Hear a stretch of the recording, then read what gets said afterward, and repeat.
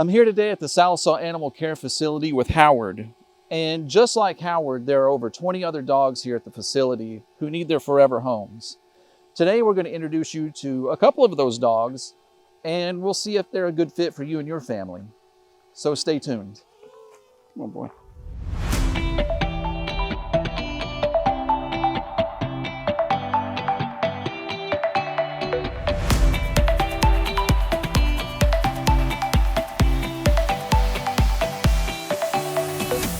So we're here with Lewis Brown, and Lewis, who's the first friend that you'll introduce us to today? Well, this is Kelly. She's a Shepherd Akita mix that we're thinking, and she's been here for about almost 2 months. She's about 2 years old, and she is full of energy and she can climb. Okay. So Kelly, ladies and gentlemen, a very loving and lively dog.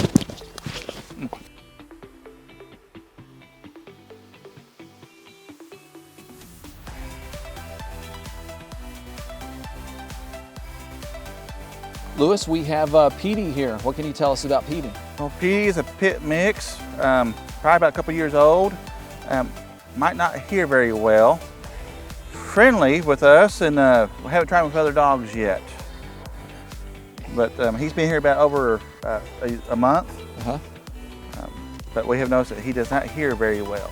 And he's a big fan of milk bones, I noticed. Yes. Yeah. So if you have treats, Petey's your man.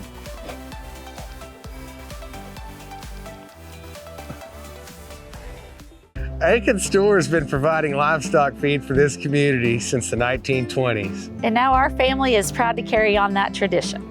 At Aiken Store, we carry a variety of quality livestock feed made by Bonanza Feeds. We also carry High Point dog and cat food, all made right here in Oklahoma. Have us deliver your feed or stop by, and while we're loading you up, we'll feed you too. Make Aiken Store your stop for pet food and livestock feed.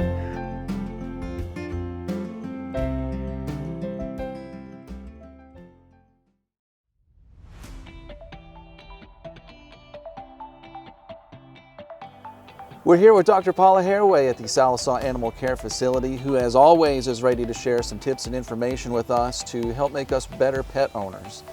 Dr. Haraway, today we were going to talk a little bit about some legislation that's coming up in Oklahoma. It's the Pet Protection Act that is going to make it illegal for pet owners to neglect or abuse animals, to leave them out unprotected in the elements and things like that. What can you tell us about the Pet Protection Act? It would make more of a uniform standard in our state, because it varies so widely. Like, we have city regulations that are very good in place, but they don't help us any in the county, where we're seeing some of the more horrible problems with the animals and their how they're being taken care of. So this would help us all across the board. It would set some specific standards about what you can and cannot do, and what would be, considered inhumane treatment or just neglect. Sure. So in your experience, and I know that you've had a lot of experience rescuing animals that have been in environments that, where they were experiencing suffering neglect.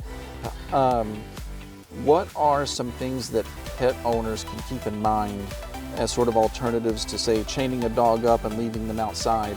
Because soon, if this legislation passes through the legislature, that could be against the law in the state of Oklahoma to do so. So in other states, it has been for a long time.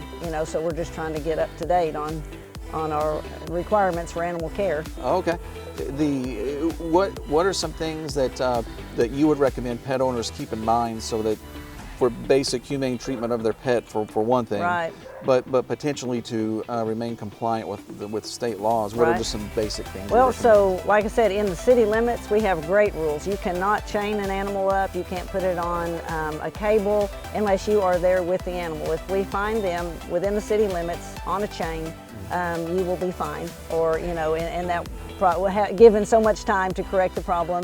Of course, there's a lot of ways to do that. You need to have adequate fencing. They need to have access to their house. People will go out, especially in the county, sometime in the more rural areas, and they'll say, well, you know, he has food and water in a house. Well, he's wrapped 4 times around the tree and he can't even begin to figure out how to undo himself. And so that's the kind of thing in the city where you're more in close quarters. We see problems where people will put a dog on a chain or on a cable and they can get within the vicinity of a fence. Well, that dog tries to jump the fence and then it hangs itself. I mean, we've just seen the most horrible things that people don't think with the foresight of what these animals will do. And some of the ways to get around it, you know, is to provide a decent fencing, which is hard. And if you have an animal that you can't keep in your current fencing situation, it either has to be changed or you'll have to change pets, you know. Sure, so it's pet owners being more mindful of the environment that their pet is in. Absolutely. And some of the potential problems that could arise if they're just chained to a tree, you know, obstacles they can wrap themselves around. Mm-hmm. We recently had a case last winter where we took a house, you know, but the dog was so close to a brush pile that, you know, and it was showing these other more aggressive behaviors that a lot of chained animals will. Mm-hmm. Even here, the animals we pick up, they just sort of take on a different social perspective, and you know, they're very territorial. They get really aggressive when you come near their area. And so this dog would just run circles and get wound up in that, you know, well, it's just that you should be able to foresee all of these problems, and he couldn't get anywhere near back to his water and food and shelter. So Dr. Haraway, let's say if there's a pet owner who has a younger animal, how would you recommend that they care for that animal in a humane way? One of the most important things when you get a young animal, or any animal really, you can try, it's just so much better to start them out at a young age. The crate training is wonderful. You know, then a lot of people say, well, I don't want to lock it up, whatever, but if you have their crate in your home, they'll usually go to that. That's sort of their go-to place, and that becomes where they feel safe. And so crate training so that you don't have the chance of having them loose in your house when you're not there, or if there's inclement weather, you can bring them in from the yard and put them in their,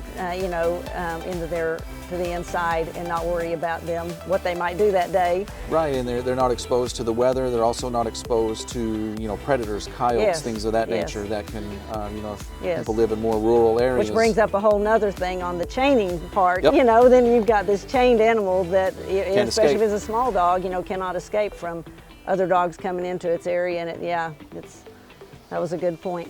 Well, thank you so much for all your time as always, and we really appreciate everything that you do for our city, our county. Thank you for helping us expose these animals to possible new homes. We're going to do everything we can to get homes for every one of them. Thank you. Thank you so much. The Sallisaw Animal Care Facility is a non-kill animal shelter located in Sallisaw, Oklahoma. Call the Sallisaw Animal Care Facility at 918-775-6241 if you would like to adopt one of the dogs featured in this episode, or if you would like to volunteer at the shelter. This is One Sequoia.